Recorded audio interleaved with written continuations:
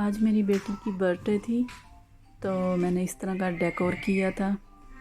पहले मैंने डिसाइड किया था कि मैं बैलून जो है ना, जो सिर्फ एक कलर का आपको बैलून नज़र आ रहा है, पिंक सा जो भी कलर है, पहले मैंने ना वो डस्टी रोज़ जो कलर है, सिर्फ 2 बैलून थे। पहले मैंने ना इकट्ठे मंगवाए थे, मेरे हस्बैंड की बर्थडे थी तो मैंने उस वक्त बैलून ज़्यादा मंगवाए थे। उसकी रीज़न ये थी कि मैं अक्सर बच्चों को बना के घर में खेलने के लिए दे देती थी, और वैसे भी मुझे पता था मेरी बेटी की बर्थडे आ रही है तो मैंने इकट्ठे काफ़ी सारे ले आई थी।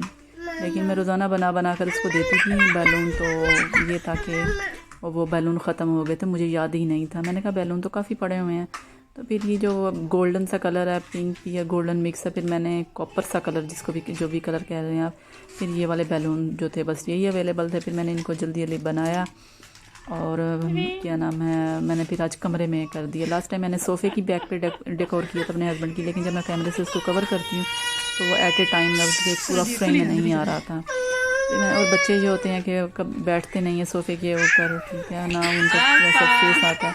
मैंने डिसाइड किया कि मैं बस इनको बेड के ऊपर ही छोटे से बिठा दूँगी। वैसे ये रूम तो हम बिल्कुल भी इस्तेमाल में नहीं है हमारे, इसमें इन्होंने सारा ये पिंक पिंक सा इंटीरियर किया हुआ है। चाइनीज़ है, चूँकि एक ही बेबी होता है तो इन्होंने इस तरह का एक कमरा रखा होता है जो ऐसे बेबी गर्ल की तरह होता है, और साथ में एक और रूम है वो बेबी बॉय की तरह डेकोर किया हुआ है। 3 बेडरूम अपार्टमेंट है ये, लेकिन हम कभी भी 2 रूम यूज़ नहीं करते। हमने तीसरे रूम को स्टोर रूम में कन्वर्ट किया हुआ है। तो इस रूम में सिर्फ मैं अरफा की बर्थडे सेलिब्रेट करने की आई थी, या मैंने यहाँ पे सिर्फ अपनी बेटी का सामान रखा हुआ है।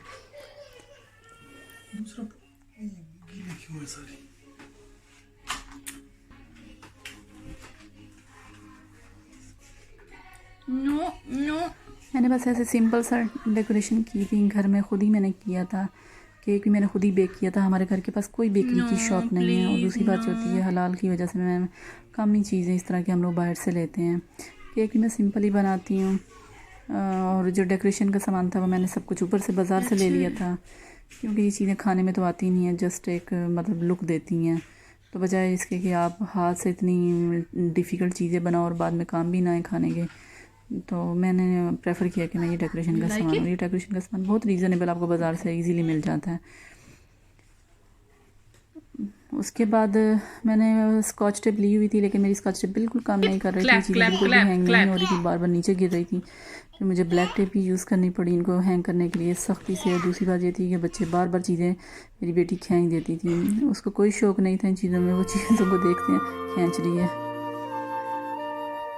यहाँ पे फिर मैंने अपने हस्बैंड से कहा था कि आप थोड़ी देर बच्चों के साथ बैठे उनको इंगेज करें, अदरवाइज़ तो मुझे बिल्कुल भी बच्चे वीडियो बनाने नहीं दे रहे थे। एक केक की तरफ बढ़ता था, दूसरी ये थी कि अरफा अपनी चीज़ें उठा उठा के केक से निकाल के बाहर फेंक दी थी। तो इसके डैडी ने इनको थोड़ी देर के लिए इंगेज किया, उसको खिलाने की तरफ थोड़ा अट्रैक्ट किया कि वो खाए पिए, बट वो बिल्कुल इंटरेस्ट नहीं ले रही थी। इवन के एंड पे आप देख सकते हैं वीडियो भी ख़राब हो जाती है, कभी कुछ करते हैं बच्चे।